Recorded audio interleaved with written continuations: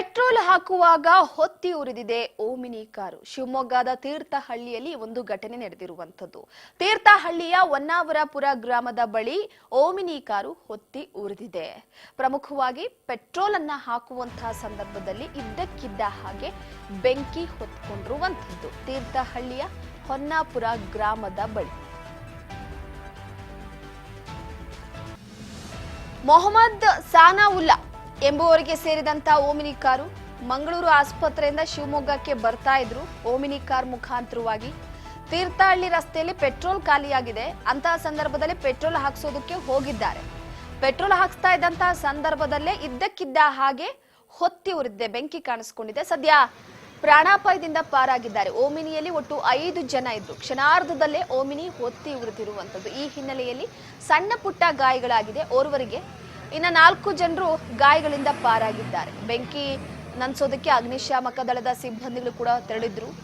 ಮಾಡೂರು ಪೊಲೀಸ್ ಠಾಣಾ ವ್ಯಾಪ್ತಿಯಲ್ಲಿ ಒಂದು ಘಟನೆ ನಡೆದಿದೆ.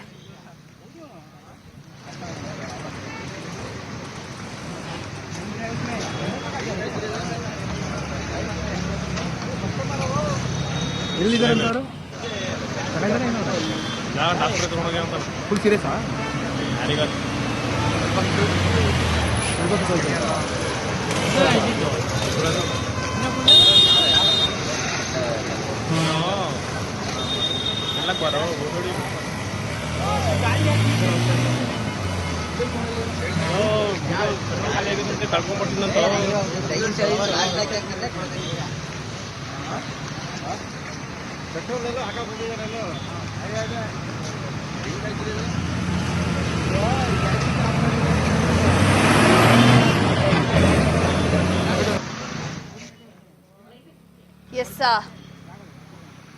ಒಂದು ಈ ತರಹದ ಘಟನೆಗಳು ಅಂದ್ರೆ ಸದ್ಯಕ್ಕೆ ಕಾರು ಹೊತ್ತಿ ಉರಿಯೋದಕ್ಕೆ ಕಾರಣ ಅತಿಯಾಗಿ ಮಂಗಳೂರಿನಿಂದ ಬಂದಿರುವಂತಹ ಹಿನ್ನೆಲೆಯಲ್ಲಿ ಅಕಸ್ಮಾತ್ ಏನಾದರೂ ಕೂಡ ಇಟ್ಟಾಗಿತ್ತ ಅಥವಾ ಯಾರಾದರೂ ಒಳಗಡೆ ಸಿಗರೇಟ್ ಸೇರ್ತಾ ಇದ್ರ ಅಥವಾ ಏನ್ ಮಾಡ್ತಿದ್ರು ಅನ್ನೋದ್ರ ಬಗ್ಗೆ ಇನ್ನೂ ಕೂಡ ಮಾಹಿತಿ ಲಭ್ಯವಾಗಬೇಕಾಗಿದೆ. ಆದ್ರೆ ಸದ್ಯದ ಮಟ್ಟಿಗೆ ಪೆಟ್ರೋಲ್ ಹಾಕ್ಸುವಂತಹ ಸಂದರ್ಭದಲ್ಲಿ ಒಂದು ಘಟನೆ ನಡೆದಿರುವಂತದ್ದು.